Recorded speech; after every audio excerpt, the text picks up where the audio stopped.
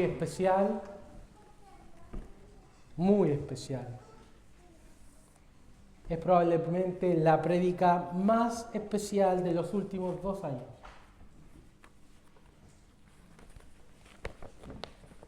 Porque hoy leeremos y meditaremos en la crucifixión de Jesucristo. Y hemos llegado a este pasaje, a Juan 19, después de haber empezado en Juan capítulo 1.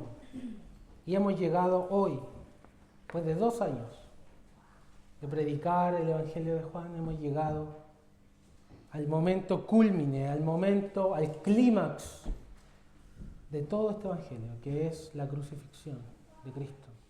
Así que les pido toda su atención, hermanos, toda su reverencia, que puedan estar en una postura reverente al leer la palabra, al escuchar la palabra, y que podamos ser edificados. Este es agua para el sediento, este es pan para el hambriento. Esta es la sanidad que tu alma necesita, la palabra de Dios, no palabra de hombre.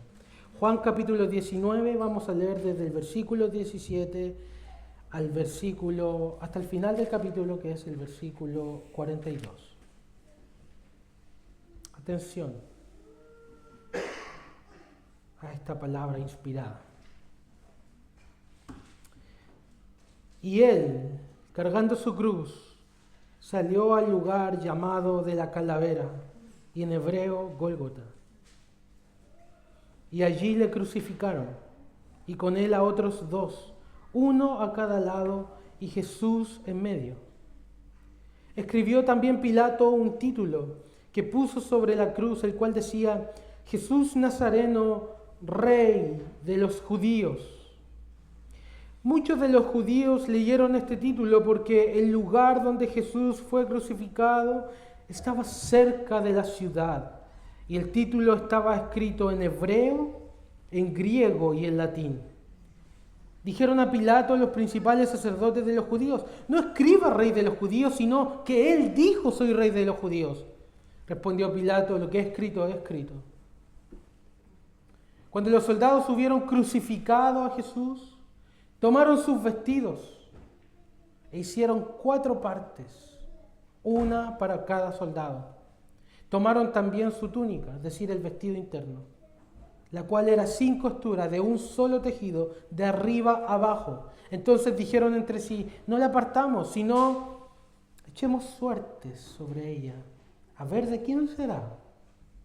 Esto fue para que se cumpliese la escritura que dice: repartieron entre sí mis vestidos y sobre mi ropa echaron suertes. Salmos 22, 18. Y así lo hicieron los soldados. Estaban junto a la cruz de Jesús su madre y la hermana de su madre, María, mujer de Cleofas, y María Magdalena. Cuando vio Jesús a su madre y al discípulo a quien él amaba, que estaba presente, dijo a su madre: mujer, he ahí tu hijo. Después dijo al discípulo: he ahí tu madre. Y desde aquella hora el discípulo la recibió en su casa. Después de esto, sabiendo Jesús que ya todo estaba consumado, dijo, para que se cumpliese la escritura: tengo sed. Y estaba allí una vasija llena de vinagre. Entonces ellos empaparon en vinagre una esponja y poniéndola en un hisopo se la acercaron a la boca. Cuando Jesús hubo tomado el vinagre, dijo: consumado es. Y habiendo inclinado la cabeza, entregó el espíritu.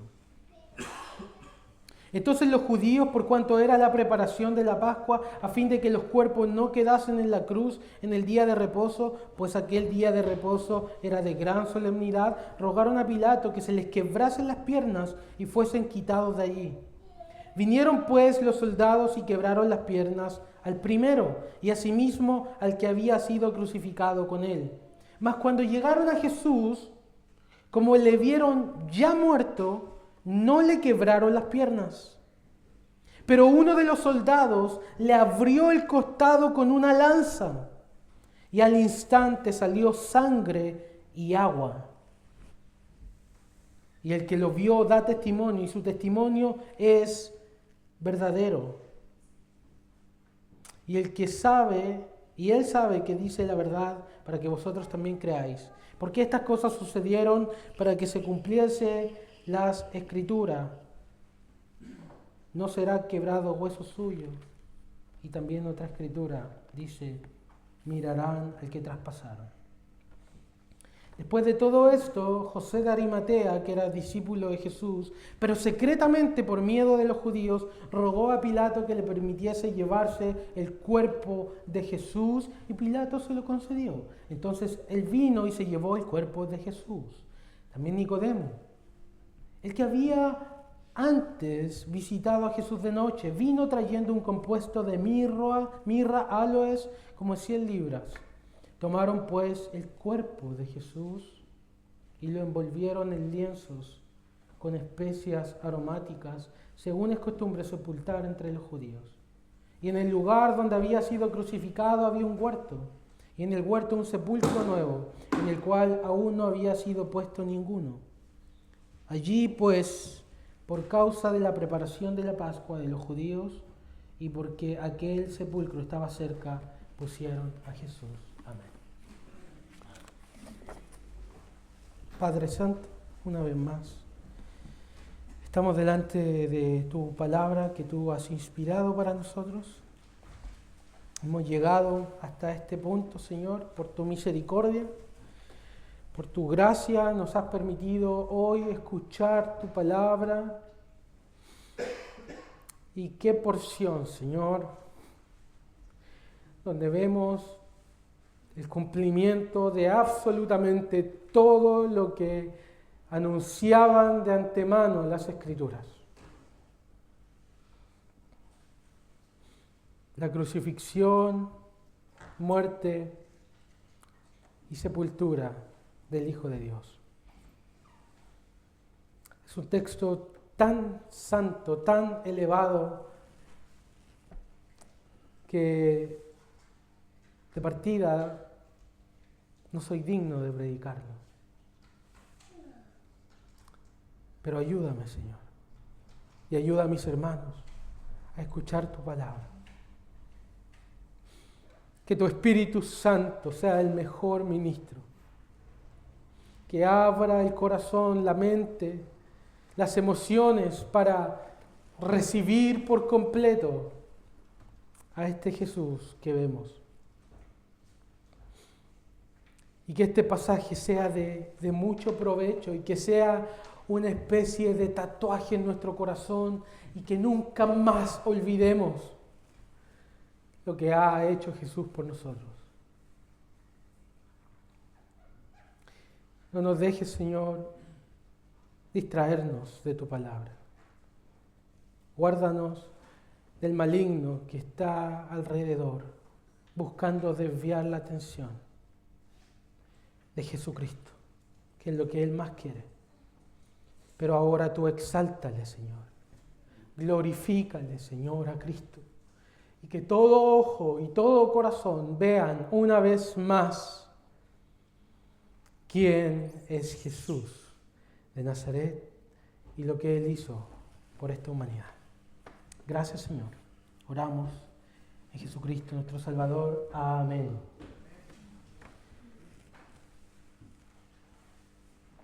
La crucifixión era un método que ocupaban los romanos en el primer siglo para ejecutar gente que ellos habían condenado, gente que para ellos tenían que ser un ejemplo, un escarmiento para todo aquel que mirara ese espectáculo. Antes de este episodio que acabamos nosotros de leer, en el año 6 después de Cristo, hubo un hombre llamado Judas Galileo que tomó 2.000 judíos e intentó rebelarse contra Roma.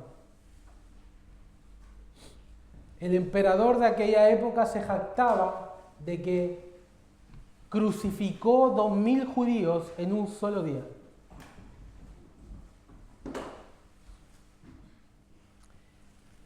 La crucifixión estaba destinada a ser un ejemplo y una vergüenza para aquel que era puesto ahí. Era un terrible y doloroso espectáculo. Y nosotros vemos en este pasaje cómo nuestro Señor es crucificado, muerto y sepultado. Desde los versículos 17 al 29 vemos cómo Jesús es crucificado, del 30 al 37 su muerte y del 38 al 42 su sepultura. Y el texto parte de esta manera, que Jesús iba cargando su cruz al Gólgota. Él fue entregado a la voluntad de las fieras sedientas de sangre, sus enemigos, que lo querían matar desde hace tanto tiempo. Y sus enemigos lo despedazaron. Y deja por un momento que tu corazón absorba la visión de Jesucristo siendo herido y atravesado. Él es azotado brutalmente y humillado delante de todo ojo. Es burlado como un supuesto rey, es coronado de espinas y es vestido con un manto púrpura. En lugar de que el rey reciba alabanzas, recibe escupitajos, golpes y maldiciones y enajenadas voces que dicen: crucifícale, crucifícale. Y ahí nosotros vemos a nuestro buen Cordero, al siervo sufriente, herido y molido por los hombres y por la mano de Dios. Herido y molido, nuestro Salvador comienza el camino hacia la cruz, comienza esa terrible peregrinación hacia la consumación del sacrificio en el lugar de la calavera. El Gólgota en hebreo significa lo mismo, que era probablemente un lugar de muerte cerca de la ciudad, para que todo aquel que pasara por ahí, a la ladera del camino, viera lo que le hacen a las personas que son condenadas por Roma. Así que deja que tu corazón absorba esta visión de Cristo y ve cómo Él carga su cruz, y el texto subraya que es Él mismo quien está cargando su cruz, que era algo típico de las crucifixiones romanas. El prisionero, el condenado, tenía que llevar su cruz, el patíbulo, el palo vertical, tenía que llevarlo cargando su cruz. Y ahí vemos a Jesús bajo la carga del instrumento de su ejecución. Los otros evangelios hablan de que Jesús no puede soportarlo en un punto y desfallece por toda la sangre que ha perdido y lo ayuda a Simón de Cirene. Pero nada de eso es narrado en este evangelio, porque Juan quiere que veamos cómo Jesús, y solo Él, carga el peso de su cruz. Cómo Él es un siervo obediente y va caminando paso tras paso, llevando ese madero. Y así como carga con el peso de la cruz, carga también con el peso de tu rebelión y de mi rebelión. Así como ese madero está sobre sus hombros, toda tu maldad está sobre sus hombros. Pues somos nosotros en última instancia los que vamos en sus hombros. Somos nosotros en última instancia los que estamos cargando al Hijo de Dios. Como dice 1 Pedro 2:24, llevó Él mismo nuestros pecados en su cuerpo sobre el madero. Como un buen pastor que toma a su ovejita y la lleva a cuestas, así el Señor te está llevando. Como un padre toma a su hijita frágil y la lleva sobre sus brazos porque todavía no sabe caminar, así el Señor te está tomando en sus brazos, te está llevando a cuestas, está llevando a cuestas toda tu maldad, todo lo que tú eres, tu nombre está siendo cargado en sus hombros. Y ahí vemos a Cristo, ahí sale mi Cristo bajo el peso del leño y de mi maldad. Como reza un antiguo himno, mi pecado. Oh, qué glorioso pensamiento. Mi pecado no en parte, sino todo mi pecado, me ha sido quitado y ha sido clavado en la cruz, yo ya no lo llevo más.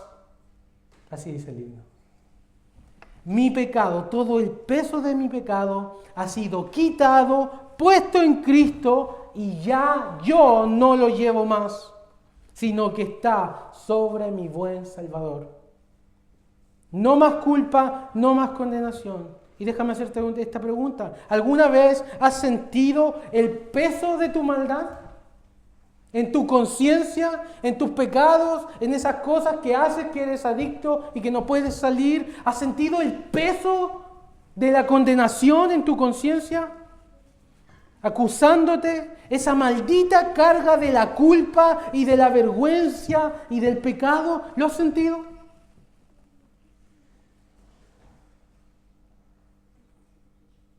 John Bunyan, un predicador antiguo, escribió un libro llamado El progreso del peregrino. Y en ese libro él ilustra esta carga, este peso. En el capítulo 1, cuando describe al protagonista, dice: vi un hombre en pie, cubierto de andrajos, como con una pesada carga sobre sus hombros. Lloraba y se estremecía, hasta que no pudiendo contenerse más, lanzó un doloroso quejido y exclamó: ¿qué haré? ¿Has sentido tú eso? ¿Has sentido esa carga? ¿Has sentido ese peso? En tu alma, en tu corazón. Un peso que no puedes llevar, que te encorva, que te hace miserable.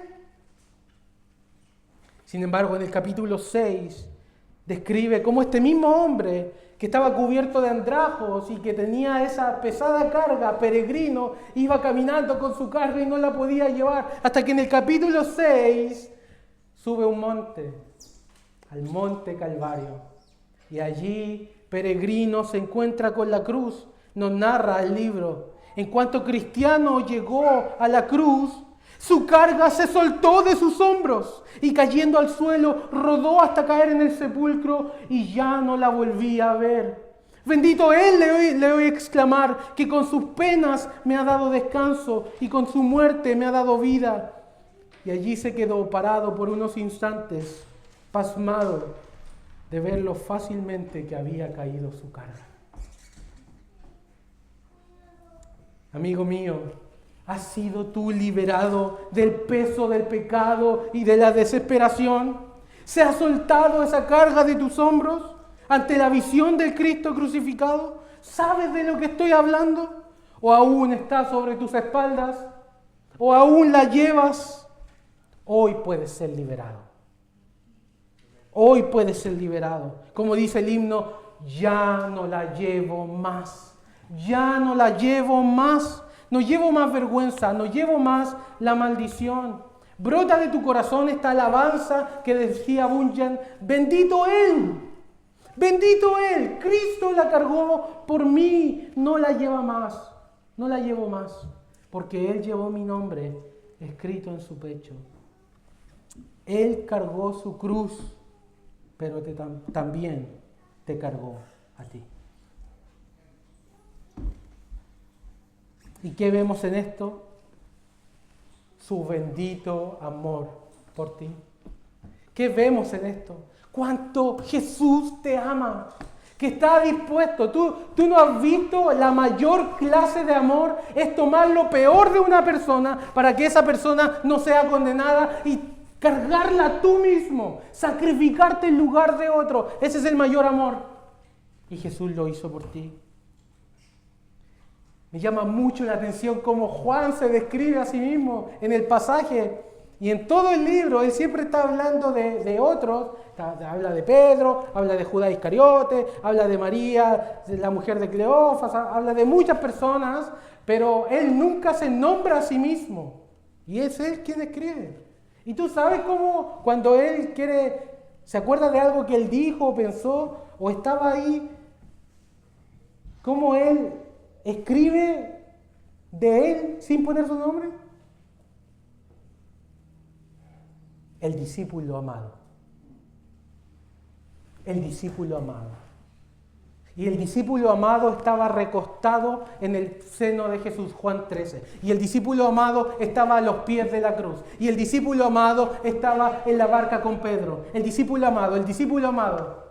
Oye, ¿te quiere harto parece tú, Juan?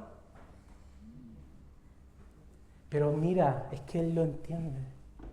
Él entiende que es amado por Cristo. Y esto es lo que nosotros vemos en la cruz, que Él me ha amado a tal grado de ponerse en mi lugar, sacrificarse por mí y tomar lo peor de mí en Él, ser castigado por mí y liberarme completamente, regalándome su justicia perfecta. Así es como Dios nos ama. Mas Dios muestra su amor para con nosotros en que siendo aún pecadores, Cristo murió por nosotros. Vemos al Señor cargando su cruz y el texto dice que va hacia el lugar de la calavera y allí lo crucifican, nada más. En el contexto histórico, la crucifixión era una pena que fue inventada por los persas y luego pasó a los griegos y a los romanos, quienes la popularizaron. Era una muerte lenta. La crucifixión no estaba destinada a ser una muerte rápida. A veces los crucificados duraban de 2 a 3 días.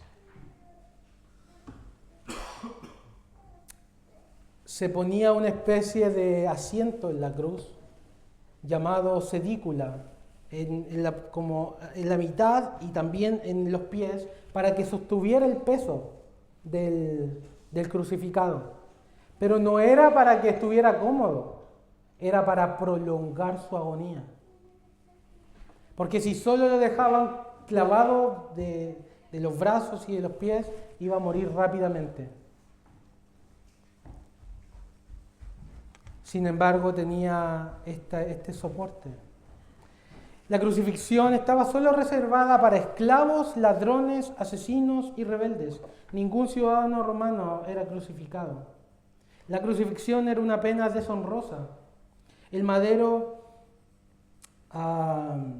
prolongaba la agonía del crucificado. Era el instrumento más apreciado por los torturadores, porque causaba un sufrimiento físico atroz, un largo tormento mezclado con una vergüenza, una ignominia insufrible, cuando la multitud se agolpaba para contemplar la larga agonía de un crucificado.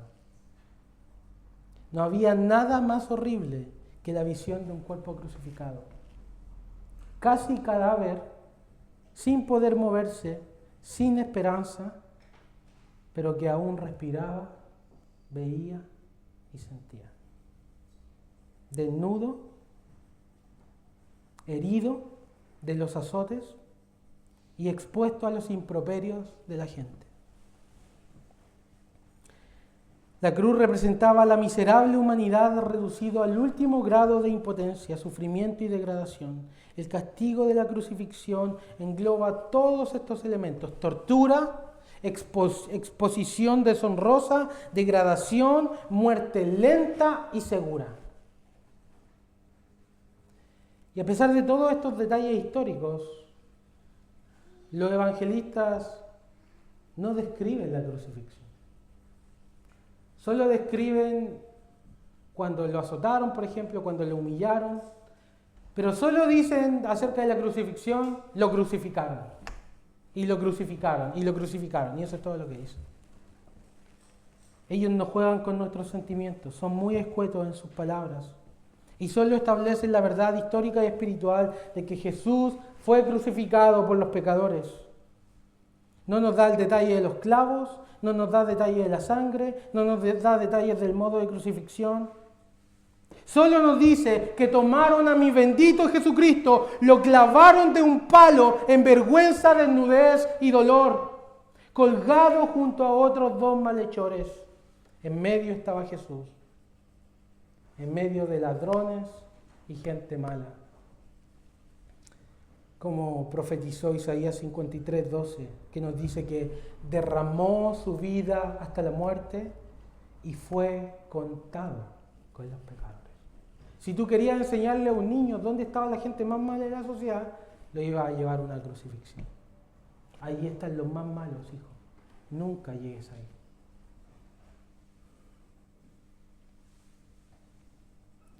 Pero esto es lo grandioso, que vemos al Hijo de Dios santo y sin mancha, en medio de pecadores, en medio de ladrones, habiendo Él llevado el pecado de muchos y orado por los transgresores.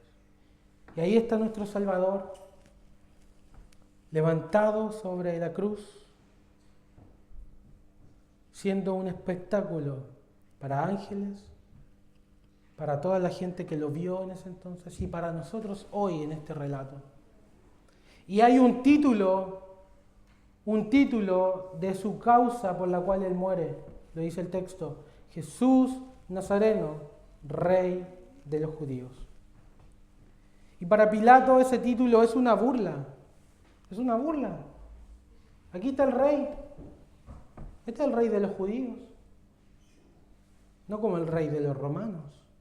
Aquí está el rey de los judíos, crucificado. Este es un rey. Míralo. ¿Es rey? ¿Es poderoso? ¿Está gobernando?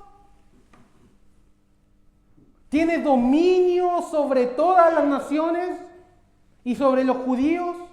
Aquí está el rey. ¿Es rey realmente? Y en esa burla, aunque Pilato no lo sabe, realmente ahí está el rey. Ahí está el rey de los judíos.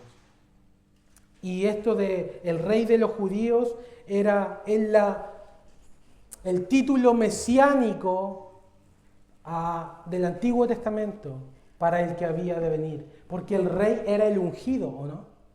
A los reyes se le ungía. Por lo tanto, el rey de los judíos era el Mesías judío que iba a venir. Y además dice Jesús de Nazaret. ¿Y qué significa Jesús? A ver, ¿lo leímos? Salvador. Nota, el Salvador de Nazaret es el rey prometido.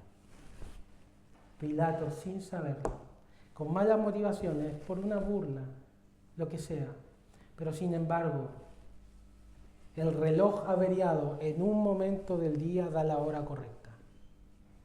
De la misma forma Pilato, haciéndolo por malas motivaciones, pero en el título que escribió, dio justo lo que Dios quería que todos miráramos. En 3 idiomas lo puso.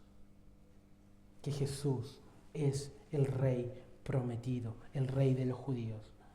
Está en 3 idiomas mostrándonos que la condenación es universal, pero de la misma forma como su condenación es universal, para que todos vean que el hombre que está ahí está condenado, su salvación también es universal.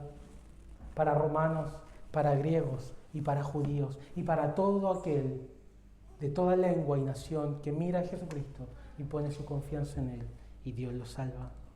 Su causa escrita, que para Pilato es una burla, para los judíos es una ofensa que intentan cambiar. Tenemos verdaderamente en esa causa al verdadero Rey de gloria, al Rey ungido por Dios, que vino de los judíos, nació de mujer. Y la amarga cruz es el trono de nuestro Rey, en el cual Él extiende su amor celestial a todos los pecadores. El trono en el cual se sienta el Rey es la cruz. Y desde la cruz Él gobierna y conquista a sus enemigos. ¡Qué loco es esto! ¡Qué loco que Jesús crucificado, que eso es una derrota, ¿no? ¿Estamos de acuerdo? Está crucificado. Y sin embargo, eso es precisamente su victoria sobre todos nuestros enemigos y los enemigos de Dios. En la cruz, Él es la muerte de la muerte. En la cruz, Él está aniquilando el pecado. En la cruz, Él está aplastando a Satanás. Es nuestro Rey que está conquistando a nuestros enemigos. por medio de su muerte. Contempla al Rey de Reyes, tomando la victoria a través de su sacrificio. Puedes hacer dos cosas con este Rey. Rechazarle como Pilato, como los judíos, burlarte de él. Mira, está crucificado, ¿quién es este? No quiero a Dios a mi vida, no quiero al Rey en mi vida, yo vivo mi vida. Puedes rechazarlo e incluso, aunque no pongas un clavo en sus manos, crucificarlo metafóricamente, rechazarlo. Puedes hacer eso. Puedes confiar en otras cosas aparte de él. Puedes confiar en ti mismo y rechazar a Jesús. Puedes hacer eso. O puedes caer de rodillas delante del Rey de Gloria y ofrecerle total lealtad y darle tu vida por completo. Puedes postrarte delante de su poder y de su amor, o puedes rechazarlo, escupirlo y no vivir conforme a su reinado. ¿Qué harás? Solo hay dos alternativas. O le rechazas o te postras y le recibes. Apocalipsis 5 del 8 al 9 nos dicen en esta visión celestial, Juan escribe que todos se postraron delante del Cordero y cantaban: digno eres, porque tú fuiste inmolado y con tu sangre nos has redimido para Dios de todo linaje y lengua y pueblo y nación. ¿Qué harás tú? ¿Qué harás hoy? ¿Te rendirás al Rey o seguirás rechazándole? Pongámonos por un momento a los pies de la cruz, como María, la mujer de Cleofas, Juan. Pongámonos un momento ahí para contemplar el espectáculo, las burlas. Posa tu corazón en nuestro Rey de Gloria, muriendo, llevando tu pecado, tu maldición, tu infierno, tu nombre. Alza tus ojos y mira al crucificado.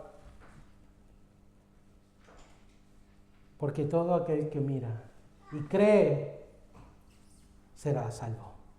Mirad a mí, dice el profeta, todos los términos de la tierra, y sed salvos. Solo tienes que mirar. ¿Cuántas cosas tengo que hacer, pastor, para ser salvo? ¿Cuántos mandamientos tengo que guardar? ¿Cuántas peregrinaciones tengo que hacer? ¿Cuánta plata tengo que dar? ¿Cómo me tengo que vestir? Solo tienes que hacer una y solo una cosa: mirar a Jesucristo y creer y confiar en Él, recibir su amor y entregarle tu vida, nada más. Esta es la locura de nuestra predicación, que a través de una cruz, queridos, Dios nos da perdón, vida eterna, significado, un nuevo nombre, identidad. Y solo necesitamos a Cristo y solo a Cristo. Entonces, ¿tienes pecados? ¿Qué tienes que hacer si pecaste?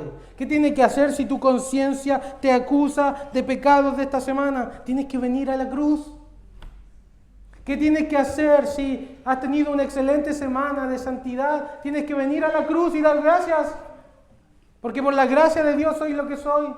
¿Qué tienes que hacer si no sientes que hayas pecado? Tienes que venir a la cruz para ver tu pecado a la luz de lo que Cristo está haciendo. Porque sí, yo te digo, hay una terrible advertencia para un tipo de personas. ¿Y quiénes son esas personas? Esta terrible advertencia son aquellas personas que no logran ver su pecado. No hay nada más terrible en este mundo que no poder ver tu pecado. Porque al no ver tu pecado, no puedes necesitar al Salvador. ¿Cómo sabes que necesitas la medicina si no crees que estás enfermo? Solo los enfermos tienen necesidad de médico. Solo los pecadores tienen necesidad de gracia. Pero hay una clase de personas en este mundo que son tan orgullosas y soberbias que no creen que hayan ofendido al Dios de la gloria. ¿Eres tú uno de ellos? ¿Soy yo uno de ellos? Debemos, hermanos, debemos confesar nuestras maldades, confesar nuestro pecado y ver al Cristo crucificado y ser salvos. El pasaje nos narra en varias cosas que Cristo en su muerte cumple muchas escrituras. Muchas escrituras.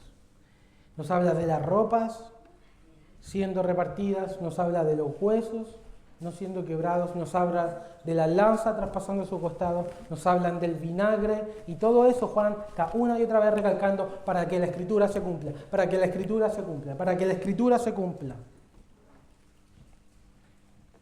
En el juego de azar de los soldados sobre sus ropas se cumple la profecía del sufriente salmista en ejecución, despedazado por sus enemigos. Salmo 22, 18. En sus huesos intactos y no quebrados se cumple el mandamiento sobre el Cordero Pascual. El Cordero Pascual se podía quemar, se podía comer, pero no se podía quebrar el hueso. Éxodo 12, el 46, se comerá en una casa y no llevarás carne fuera de ella, ni quebraréis hueso suyo. Ningún Cordero Pascual era quebrado el hueso. Y de la misma forma Juan nos dice que Cristo no fue quebrado hueso suyo. ¿Por qué? Porque Él es el Cordero perfecto, el Cordero que se sacrifica por nuestros pecados. En el traspaso de su costado vemos la profecía del asesinato del Mesías en Zacarías. Hermanos, estamos hablando cientos de años antes de gente que escribió inspirada por Dios de que esto sucedería así. Zacarías 12:10, derramaré sobre la casa de David y sobre los moradores de Jerusalén espíritu de gracia, espíritu de oración, y mirarán a mí a quien traspasaron. Mirarán a mí a quien traspasaron. ¿Y qué pasa con Cristo? Lo traspasan para que se cumpliese la Escritura. Y en su sed y la cruel oferta, no de agua para un moribundo. Si una persona moribunda en su cama, agonizando, te pide que le des agua, no le vas a dar vinagre. Si te dice, tengo sed. En la cruel oferta de vinagre para el moribundo se cumple la palabra del Salmo 69, versículo 21. Me pusieron hiel por comida y en mi sed me dieron a beber vinagre. Todo esto nos muestra una sola cosa que pasa al final de su crucifixión, las últimas palabras de Cristo. Cuando Él bebe el vinagre y ya todo está cumplido, Él lanza un grito. El texto no dice que es un grito, pero los otros evangelios sí dicen que fue un grito. Fue un grito de victoria. ¿Cuál es el grito? Consumado es. Consumado es. Es decir, todo está cumplido, todo está acabado, está terminada la obra de redención para siempre. Y todo, hermanos, todo lo del Antiguo Testamento ha sido cumplido en Cristo. Todo. Absolutamente todo. Todas las sombras desaparecen para dar lugar al amanecer del cumplimiento. Todas las promesas, todas las ceremonias, todos los sacrificios, todas las profecías, todos los tipos, todos los personajes encuentran cumplimiento en Él. Consumado es en mí. Todo, hermano. Desde Adán, desde Génesis 1:1. Todo mejor que Adán, el segundo Adán, mejor representante, consumado es. Mejor profeta que Moisés, que revela la voluntad de Dios, consumado es. Mejor sacerdote, más misericordioso y fiel sumo sacerdote que Aarón y Melquisedec, consumado es. Mejor rey que David y que Salomón, más justo, poderoso y santo, consumado es. Más santo que Noé, Daniel y Job, consumado es. Un mejor José, traicionado y exaltado, consumado es. Un mejor Salvador que Sansón, consumado es. Un mejor sustituto que Judá e Isaac, consumado es. Un mejor cordero que los animales sacrificados en el Antiguo Testamento, más inocente y más puro, consumado es. Un mejor altar, un mejor tabernáculo, un mejor propiciatorio, consumado es. Mejor pan que el maná que descendió del cielo, consumado es. Mejor roca herida que el agua que da vida eterna, consumado es. Mejores milagros, sanidades y resurrecciones que Elías y Eliseo, consumado es. Cordero y a la vez león, consumado es. Un rey guerrero y un siervo sufriente, consumado es. Nacido de una virgen en Belén, consumado es. Vida perfecta, consumado es. Verdadero Dios, verdadero hombre, consumado es. Muriendo por los pecadores, consumado es. Resucitado y exaltado, consumado es. Gobierna por los siglos de los siglos, consumado es. Está terminado. Estamos completos en Jesucristo. Completos, hermanos. Completos en Él. ¿Qué es lo que necesita el cristiano? Solo Cristo. Solo Cristo. Solo Cristo. Todo lo que necesitamos se encuentra en Cristo. Jesús muere con este grito de victoria, que todo está terminado, está consumado, está completado. Por lo tanto, qué ridículo sería buscar nuestra salvación y nuestra justicia fuera de Cristo, si Él ya lo ha completado. ¿Por qué razón alguien va a entrar al cielo? ¿Porque se portó muy bien? ¿Porque es buena persona? La única razón por la cual un pecador imperfecto, lleno de pecados, lleno de mentiras, lleno de envidia, lleno de todas esas cosas que hemos hecho en nuestra vida, puede tener acceso al lugar santísimo para habitar y morar con el Dios eterno, santo, bendito, inmutable, es porque Cristo ha pagado por él y nada más. Y ese es el glorioso evangelio. Aunque vivieras por 1000 años, nunca podrías satisfacer la justicia de Dios, ni completar los requisitos para morar con Dios por siempre. Pero en Cristo está consumado. Y en esto se encuentra toda nuestra seguridad y esperanza. Solo en Cristo. No busques tu felicidad fuera de Cristo. No busques salvadores fuera de Cristo. No busques plenitud en tus buenas obras, en tus acciones. Fíjense que la vida de hipocresía, esa vida legalista, esa vida que hemos hablado un montón de veces, que se cubre de hacer cosas, de desempeño, todas esas cosas, busca un Salvador fuera de Cristo. Busca al Salvador en la mirada y la aprobación de los demás. El legalismo busca su aprobación en hacer cosas. Pero el libertino, el que vive su vida como quiere, también tiene salvadores. Y su salvador es su placer. Su salvador es hacer lo que él quiere. Pero si tú te das cuenta, una persona extremadamente religiosa y una persona extremadamente libre son dos caras de una misma moneda. Ambas buscando salvador fuera de Cristo. No seas tú una de ellas, no seas tú una de ellas, no sea yo una de ellas. No busquemos nuestra plenitud en las cosas de este mundo, en las cosas que hacemos, en otras personas, en un trabajo. No, solo Cristo, hermano. Solo Jesús te puede dar absolutamente todo lo que tú necesitas. Había una conversación entre Martín Lutero y un vicario cuando él estaba descubriendo las doctrinas de la gracia. Y el vicario le pregunta a Martín Lutero, porque Martín Lutero afirmaba que el hombre solo necesita la fe en Jesucristo. Y el vicario le preguntaba, pero doctor Martín, si dejamos que el hombre solo viva por fe en Cristo, ¿dónde vamos a poner el culto a las reliquias? ¿Dónde vamos a poner las peregrinaciones a Roma? ¿Dónde vamos a poner la veneración de imágenes? ¿Dónde vamos a poner las oraciones? ¿Dónde vamos a poner todas esas buenas cosas que el hombre necesita? ¿Y qué va a poner usted en su lugar? ¿Sabe lo que respondió Martín Lutero? A Cristo. El hombre solo necesita a Jesucristo. Es lo único que necesitamos, hermanos. Y también es en cómo nosotros vemos las Escrituras.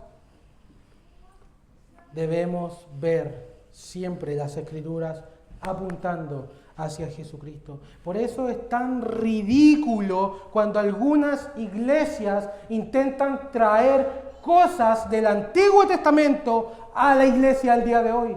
¡Ridículo! ¡Enfermizo! ¿Que volvamos a sacrificar corderos? ¿Que volvamos a tener shofar, un altar, un propiciatorio, un nuevo templo? ¡Es ridículo! Si Cristo fue el que cumplió todo eso. ¿Saben ustedes que eso es una ofensa y una burla a Cristo? Es tan burlón como el siguiente ejemplo. Como si yo tuviera a mi esposa y yo en lugar de hablar a mi esposa estuviera todo el rato hablándole a su sombra. Abrazando su sombra. ¡Uy, mi amor, eres tan bonita! Mira tu figura. Y mirando la sombra. Y hablándole a la sombra. Y mi esposa ahí mirándome. ¡Aquí estoy! ¡Esa es mi sombra! Tan ridículo como eso. Tan ofensivo como eso. Es tratar de traer cosas del antiguo pacto al nuevo. Solo Cristo, hermanos. Cristo cumplió todo. En todo solo necesitamos a Jesucristo. Así que hay seguridad, ¿o no? ¿De quién depende? Consumado es. ¿De quién depende? ¿De ti? No, depende de Él. Por lo tanto, podemos tener perfecta seguridad y esperanza solo en Cristo. Finalmente, el texto nos dice que Jesús muere. Jesús reclina su cabeza y parte en un acto de reposo, como si se recostara en el regazo del Padre. Quizás valga la pena mencionar que la misma palabra que utiliza cuando inclina su cabeza es la misma palabra que se utiliza en el griego para cuando alguien se va a ir a acostar.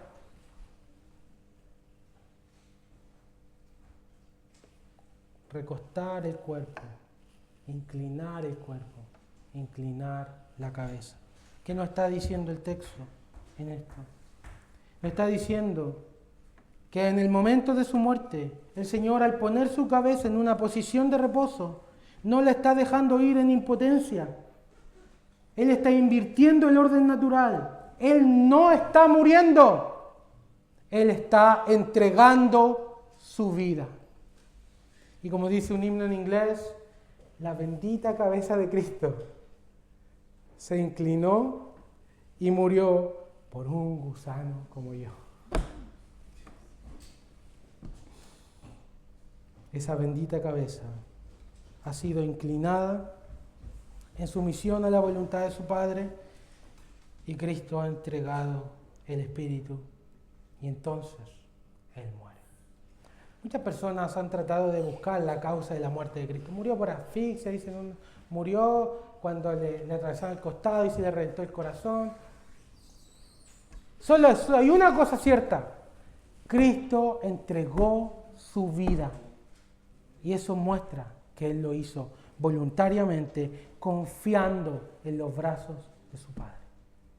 Al mismo tiempo que cargaba con todo nuestro pecado. Y esto nos enseña, queridos, cómo nosotros debemos actuar también en nuestros momentos de más carga, de mayor dolor, de mayor compresión en nuestra vida. Echa sobre el Señor tu carga y Él te sustentará. No dejará para siempre caído al justo, dice el Salmo. Encomienda a Jehová, encomiéndale tu vida, encomiéndale tu andar. Y cuando estés en el último día y tu último suspiro en esta tierra, encomienda tu alma y tu corazón al Padre. Debemos confiar plenamente solamente en Jesús. Es su suspiro de muerte lo que sopla vida en nosotros. Él entrega su vida, entrega su espíritu y finalmente muere. Los fariseos, los sacerdotes,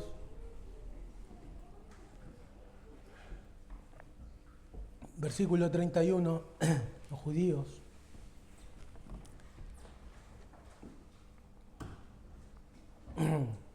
no querían que los cuerpos permaneciesen en el madero porque eso contaminaría la tierra. De acuerdo a Deuteronomio 21, los cuerpos en el madero solo debían estar un día y no más. Pero qué irónico nuevamente que ellos están pensando en leyes ceremoniales cuando acaban de matar al autor de la vida y al Señor. Están tan preocupados de que no se contamine la tierra, pero cuán contaminados están sus corazones. Y hablamos de esto la semana pasada. La ironía de la hipocresía. Y esta es una de las características, hermanos, de rechazar a Cristo. Cuando rechazamos a Cristo vivimos vidas hipócritas. Pero aún el hipócrita tiene esperanza si pone su hipocresía en la cruz de Cristo. Puede ser perdonado. Todo pecado puede ser perdonado. Jesucristo, como dijimos, no fueron quebrados sus huesos y es traspasado para que se cumpla la Escritura. Y algo muy interesante que sucede es que cuando es traspasado de su cuerpo sale sangre y agua. Eso en primer lugar significa que Cristo murió realmente como un hombre. Su cuerpo era completamente humano. Jesucristo no era un Superman espiritual. Él no tenía carne de hierro y ojos biónicos. Era un ser humano como tú, como yo. Eso es lo que Juan quiere decirnos. Pero también hay algo muy interesante. Y es que todas las referencias en el Evangelio de Juan que hablan de la sangre de Cristo y del agua que Cristo ofrece, apuntan a que Cristo da vida. Así que podemos concluir por este pasaje que Juan quiere que recordemos al Cristo estar herido y que de su cuerpo sale sangre y agua. Quiere que recordemos que la vida verdadera, porque ¿dónde está la vida? En la sangre. Y el derramamiento de sangre es la pérdida de la vida.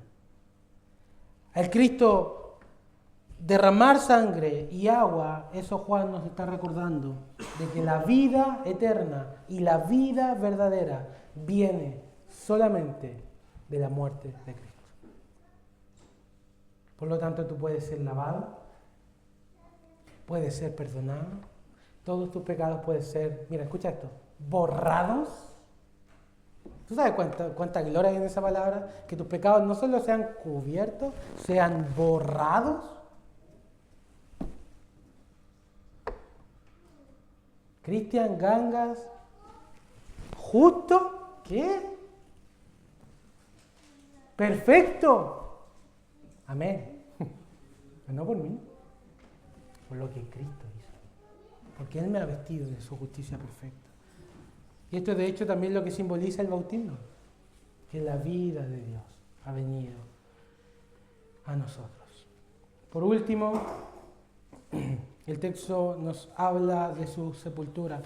Nos menciona a José de Arimatea, Nicodemo, ¿recuerdan Nicodemo? Juan 3, Juan 7, ahora Nicodemo está en la sepultura. Cristo atravesó todos los lugares que el hombre y mujer tienen más miedo de enfrentar. Sufrimiento, la muerte y la sepultura. Esos son nuestros mayores miedos y enemigos en esta vida. Cuando sufrimos, cuando morimos y cuando vamos a la sepultura. Cristo atravesó esos tres y resucitó. Y si tú estás en Él, tú también vas a resucitar. El sufrimiento no es eterno, hermanos. Ni la muerte es el último paso. Ni la sepultura. ¿Dónde está, oh muerte, tu victoria? ¡Oh sepulcro, tu victoria! La muerte ni el sepulcro, hermanos, no tienen victoria sobre nosotros. Solo por Cristo, nada más. Solo Cristo, solo Él. Oremos, hermanos, y pongámonos delante del Señor.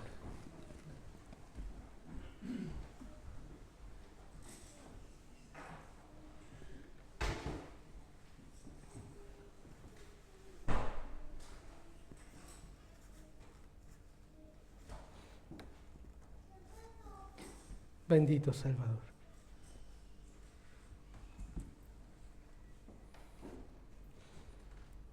Hoy traemos todo lo que somos delante de ti.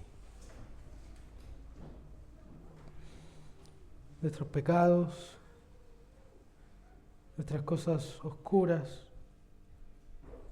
nuestros sufrimientos, nuestras enfermedades, todo lo terrible de esta vida.